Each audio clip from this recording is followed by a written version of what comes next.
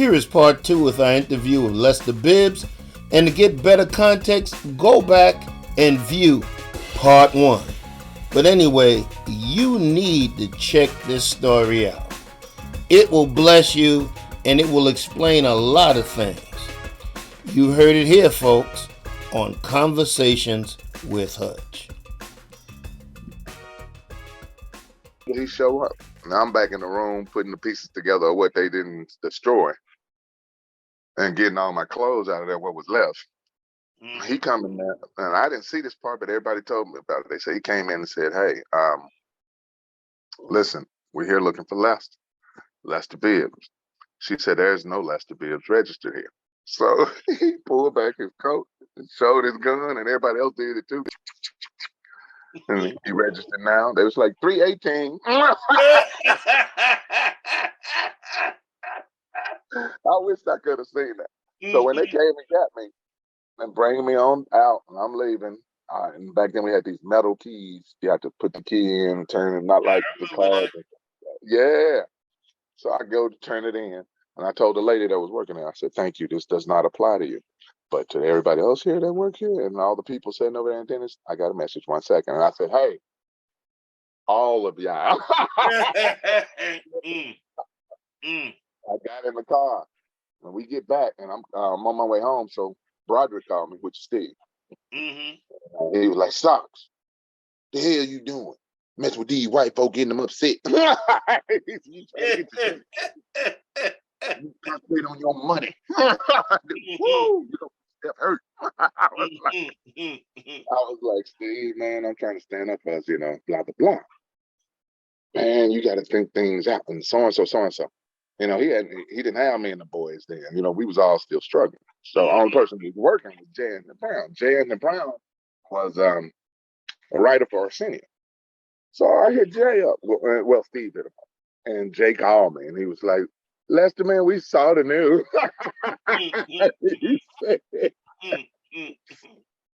He said, we saw the news, man. He said, we're going to send you a ticket. And when you get to Memphis, don't go home. Just go to the airport, get on the flight, and come on out here. Okay, get on the flight, go. I get on there. That's how I ended up moving to LA. And wow. Yeah, I get back there. We backstage at the Arsenio Hall show. Arsenio has Michael Anthony Hall, I think that's his name. He was the guy who was in Weird Science. Yeah, I remember him. Yeah. Yeah, man. I'm just now still remember that name. And Tupac Amari Shakur, he had on this burgundy bandana with these studs and stuff, and it was pretty cool. I didn't know who he was at that time. So, he come up to me, man. We heard about what happened. I said, dude, hold on 1 second. So I'm like, just give me a minute. I start putting quarters in there, and I call her, hey, man, thank y'all. And tell them I made it. And they was like, dude, some dude came in with military fatigue on, stood in Taven's shop in Dynasty 1, waited on him and Pee-wee, because Pee-wee at that time became the lead singer for Kool in the Game. So Pee-wee was with him and waited on him to pull up. He had war paint on and everything. And when Taven pulled up, and they was trying to tell Taven to leave, the guy came out, unloaded the gun on. Well, he asked him, where is he? And Taven said, I don't know who you're talking about. He unloaded the gun on, reloaded the clip, and unloaded it again. And the sad part about it, where his shop was is right across the street, less than 20 to 30 yards from the police station. It took them 2 hours to come over. Wow. That was connected. Wow. That was connected. Pee-wee said he got out the truck and was just rolling. You got to hear Pee-wee tell that story. He said he was just running, didn't look back. He knew that, he said no bullets was coming. He said whoever that was there for Taven and me. He said it had nothing, and he said that was a professional, because usually if it's an amateur, they try to get everybody in sight. And I was like, man, so I hear this. I'm in the green room. I'm sliding down the wall with the phone, man, tears coming out my eyes. I hang it up, and I'm like, oh, man. And Pac was like, what's wrong? And, he said, him and the Outlaws. And he was like, what's wrong? And I was like, yeah, one of my friends died. He looked me dead in the face. He said, my friends die every day. Welcome to LA, partner. I was like, yeah. He said, what you did was really brave, you know. He was an intelligent dude, man. It's what you did was really brave. Most people would have been cowards and would have did nothing and this and he said, I guarantee you, you heard some of your friends cut up and tell you not to do this and do that and blah, blah, blah. And he said, my mom was with the Black Panther, so we all gonna look out for you. And I made the mistake of saying, they ain't even together no more. This little bastard stand on the couch and get face to face with me. He got face to face with me, real. And I was looking at him, and he was like, you know what? Normally, for that disrespect, all of us would be stomping you. Me being young, not caring. I said, yeah, dude, but let me tell you something. I'm from Memphis. We don't run from nobody. You right in front of me. They might get me, but I got you now. You know this crazy bastard? You know what he did? He did exactly that. He started laughing and hugged me and said, I love this dude. He said, we got this dude. So they hid me for years in broad daylight. Yeah, I was always around in LA. I couldn't tour much. So I would go tape a show and come back home. And after a while, that got to be dangerous because they had a hit. And I ended up having to do a name change. And that's when the Memphis Red name came. Yeah, because I was trying to pick a name to change it to. And at that time, my son was playing Xbox and said people kept making fun, saying that ain't your dad and JB Smoove ain't your uncle. And he had to deal with all of that. And I said, oh, okay. And I said, I'm going to go up to your screen name. So I went up to Memphis Red. That explains a lot. Yeah, and that cut out and that's when I did the joke about him thinking he's Scarface, which he didn't. That was just made up. And his mom being, Satan. So anyway, let's move on.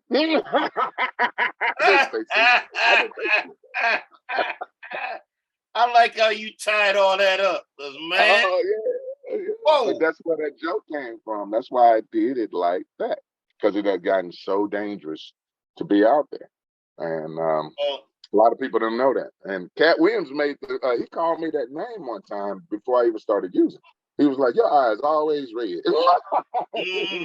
Well, we ain't gonna deal with that either, but we but now let me say this. That explains a whole lot because now you start thinking about you pound for pound are probably one of the best comics that's been produced in the last 40 years. I'm not saying Thank you, man. I appreciate that. But this incident explains why, to some degree, you haven't blown up like some of the others. You have a lot of lesser lights that have blown up, and you haven't. But when you go through something like that, and basically there's a target on your head, then that makes a whole lot of sense. Yeah, and I did that for us too. And the funny part about it, had I not done that and they got in, all the stuff they're pushing now would have been pushed back then. Wouldn't have been no Barack. There wouldn't have been no, none of that. Only person that was getting some airplay was Clarence Thomas. You know how. Lord have mercy. You just I think he Kanye West is bad. I was like, dog, both of them on the same page. I don't know what happened to Kanye. He went from George Bush don't like black people to, hey, Trump, my daddy. I was like, God, no. He wondered why Kim left. Well, she wanted a black man. She didn't want to. I know that's right. She didn't want the eggshell of one. She wanted the real deal. False advertising. She said, if I want a white one, I'm going to go on day one. That's that one. How you say, you? All right, come here. You who's next, now serving ticket number 672,005. Oh, that's cool. I caught that, but that's cool. All right, I'm gonna pull up. What for those of you who are watching this, Lester already knows. I got a whole lot of comedian in me. I just don't show it all the time. So we be tripping. Okay. But now let me get a little serious. Now the other thing, and I want you to talk to us about it. Okay. And you made this public. That's why I'm going here. You had several bouts of cancer. Oh, God. You overcome cancer. 2 of them, yeah. Times. Yeah, 2 times. Talk to us about that. I overcame the first one. After the first one, I thought, it won't come back, blah, blah, blah. But I didn't know the knowledge of keeping things from coming back. Mm-hmm. Then the second time, when it came back to the same place, it was rough. Got past that, then it had spread to another area. So that was the big one, and that's the one that's been the toughest out of all of them. But we do have good news. I went from a stage 4 to a stage 1. Thanks to Teresa McGee, Dr. McGee. She is dope. This lady can give you a MRI over the phone. She has the blower, which is like a portable stem cell unit. I mean, she got every way you can attack, she can. And she do it holistically. Cancer is a holistic phenomenon. It is not a Western medicine phenomenon. It is a holistic phenomenon. And if you do Western medicine or any other type of medicine, you're going to miss the boat every time. And I'm one of the fortunate people, one of the fortunate few. If I hadn't ran across Dr. Sabi and a couple of his people, and the offspring of his teachings, I would not even be having this conversation. I'm pretty sure I would have been gone. Especially after last year. I came within 4 hours in January. Nobody knew that. This past January. 4 hours, Rhea. 4 from dying. That was a close call. But now things are turning around. Yeah. With Nina being there, I got my business partner, Lala. I call her Lana. Lala. Lanita. She's like, boom. Nina died. And I'm still not over that. Oh my God. That was the sad thing was, I tell people every blue moon, and sometimes I never let it be known. I said, dude, I got a gift. I can tell, I can see things, I can tell you things. People don't take it to heart. I told her the exact day she was going to pass. I told her how, everything. The day her funeral would be, I was 1 day off. Her funeral was on Valentine's Day. I told her it was supposed to be on the 13th of February. Nah, that was the wake I was seeing. I was like, yeah, I know. That was rough. So, but that ain't the only person, man. When Nina's aunt died and they couldn't find a policy, I'm not trying to put information out there. They were looking for the paperwork, I told her, I said, your aunt says upper left hand in a closet in a blue box. And she was like, what? And this was her first time hearing me ever say that. I said, I spoke with you. She said, you spoke with her before she died? No, I just spoke with her. She said, that's where to look. She picked up the phone looking at me like this. She calling her mom and she said, is there a closet in there with a blue box? She said, let me see. She went in and she moved some stuff around. She was like, oh my God, it is. She reached in there and there it was. And she was like, oh my God, how the hell would you know that? I said, well, I got to explain something to you. Same when I was a kid.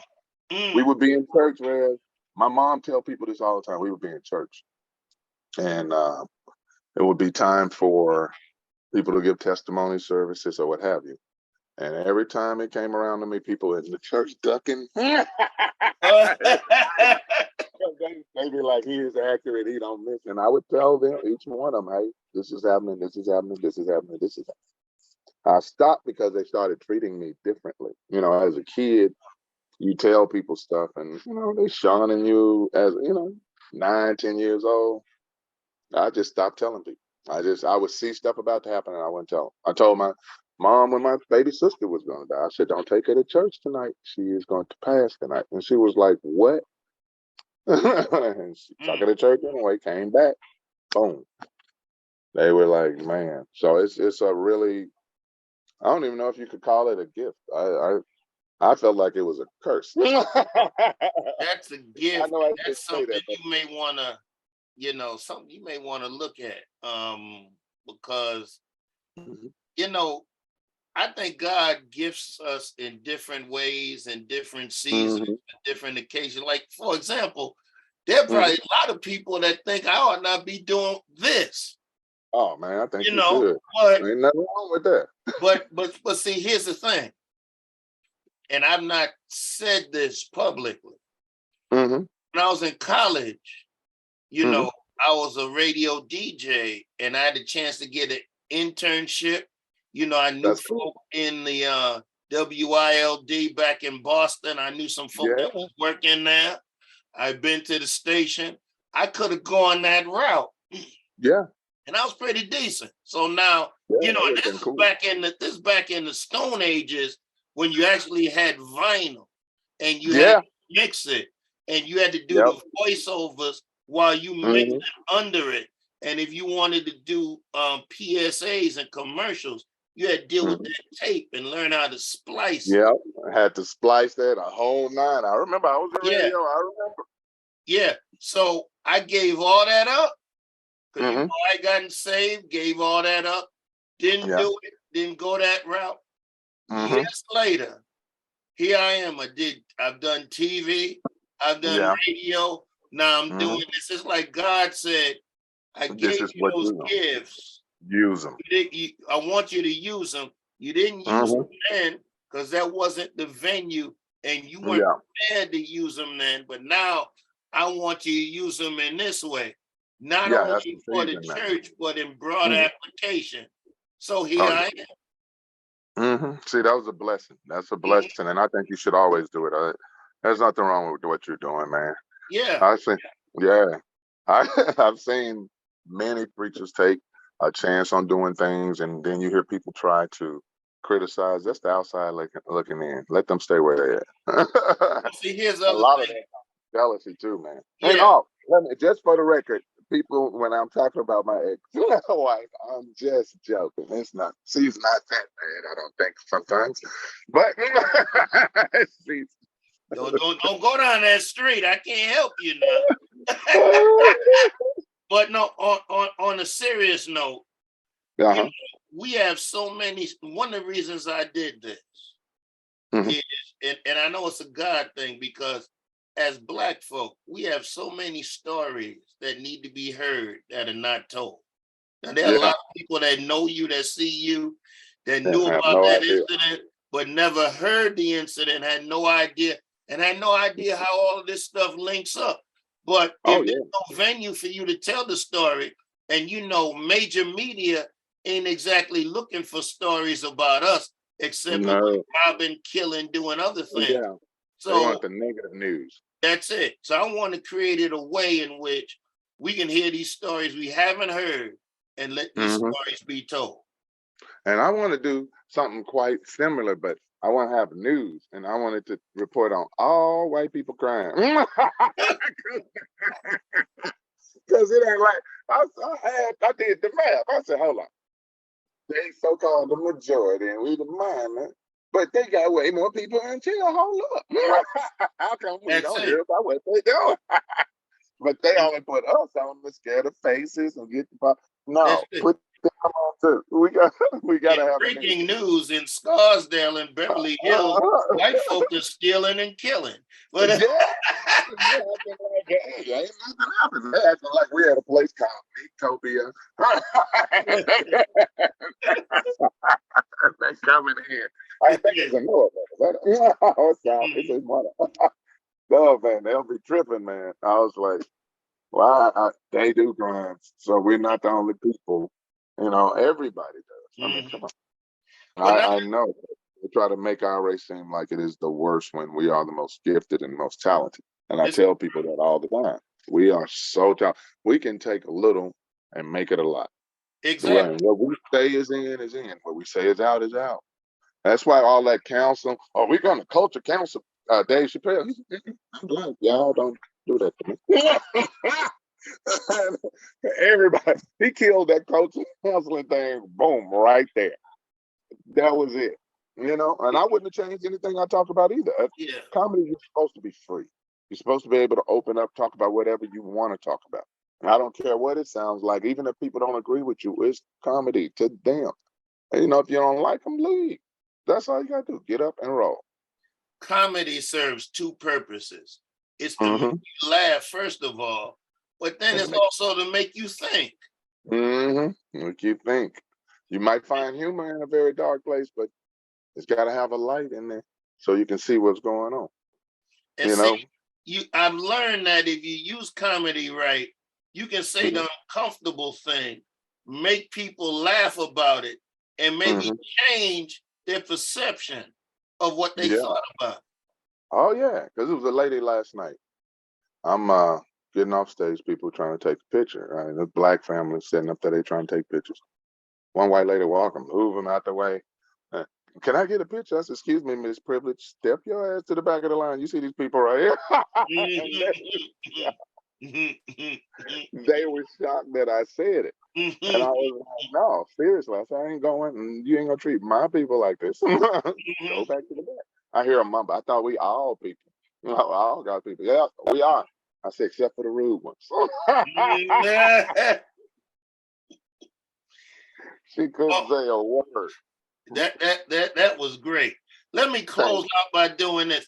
What are you doing now, and what are some upcoming projects you kind of have getting ready to hit? All right. We have That's Hilarious, and we're going to produce a television show ourselves, and we're going to do a couple of concerts. My business partner, she was supposed to join us. I don't know if she got on in that, but she's on here. Matter of fact, let me change the view. Okay. Now you can. She's been on here for a while, you know, and I didn't know who she was at first. So I'm like, who is this Princess Lanita kind of in our business? Hello, Princess Lanita. Yeah, I think her mic is muted, but she and I have got a lot of stuff. We're gonna in St. Martin. We just got the license over to the guy here today, as a matter of fact, so he can start a branch over here. That's Hilarious. I want to make it a household name. I want to make it a household comedy club name where you hear it all over the place, but it's an entertainment company. We just launched on our Roku channel. We just got to get some content for it. Well, we just set it up. We have, and that was the one I was telling you about. And, That's Hilarious. Yeah. So we got that going, and we're just going to try to expand. I want to shoot the comedy special, not the comedy special, but the sitcom myself, because I know how I want it to go. And when you get other people's hands involved and everything else, then it's a different situation. Progress. Wait a minute. Princess Lanita is joining us. Hello, everyone. Hey, how you doing? I'm good, Lester. How are you? You're looking really good today. Thank you. Princess Lanita, first of all, you have me on some kind of echo. Yeah, we got an echo, Lala. There we go. Are you still there? Yes. There we go. Princess Lanita, can we see your lovely face? Ooh, not today, but I promise you will see it soon. I'm a Lester. Now, Lester, you know what's pulling up. You heard some jokes coming, but I pulled up. You know. She said, not today. Not today. Lester has me working from home, and so I did not prepare to show my face. I am busy behind the scenes making things happen. Now, sister girl, I know you don't have a bonnet on, so I know you could get to Steve. I'm just saying, you excuse me, but go ahead. I'm gonna leave you alone. Okay. See how I get myself in trouble? Well, anyway, you'll get to hear what the sister said some more, and the rest of this interview on part 3. Come back and check us out, and while you're doing that, subscribe. We will see you soon. Peace.